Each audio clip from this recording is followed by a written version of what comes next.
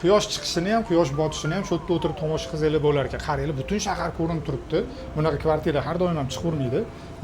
Mana bu yerda keyin bilan o'tirib, kechki payt kofe ichib, maza qilib shaharni tomosha qilib o'tirsanglar bo'ladi. Mirzo Ulug'bek tumani Aka City'damiz. 115 kvadrat maydongagi kvartiramizni video obzoriga kelganmiz. Mana bu yoq zalimizga kirganda divanli zonalarimiz, bu yoqda TV zona, orqasida Onyx toshlardan chiroyli vidlar qilib qo'yishgan. Pastida искусственный kamellari bor. Xo'p, bu yoq kuxonniy zonalarimiz, kuxonlarni ham ranglarini juda ham chiroyli podbor qilishgan. Bo'sh texnikalar qo'yilgan. Bu yoqda Hoffman skrytniy xolodilniklari, bu yoq stol-stul zonalari. Oynalari ham juda ko'p, ochib qo'ysanglar ham o'zi chiroyli, yaxshi havo kirib turadi, havo aylanib turadi. Bu yoqda eshikdan kirganinglarda katta oynalar qo'yib qo'yishgan. Prixoshka shkaflarimiz yon tomonda bolalar xonasi. Bitta bolaga juda ham chiroyli qilib qo'yishgan. Dars qiladigan joylari, bu yoqda mana shkaflari hammasi yetarli. Xo'p, kelinglar.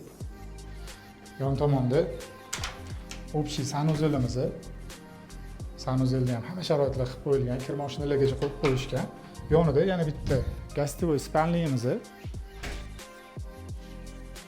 Hamma xonani oynalari bor, unaqa guluxi xonalarimiz yo'q, chiroyli qilib qo'yilgan. Pollaga ham yaxshi laminatlar yotqizib qo'yishibdi. Tupli pollagacha qilib qo'yishibdi. Xo'p. Keyingi родительский spalniyamiz. Spalniyni ham remontlari juda ham yoqdi menga. Ko'ringlar, o'zinglar ham bu yoqda ham Onyx toshlar qilingan. Bo'yanadigan joylari va bu yoq tomonda patologgacha shkaflar qilingan, o'zini sanuzeli bilan.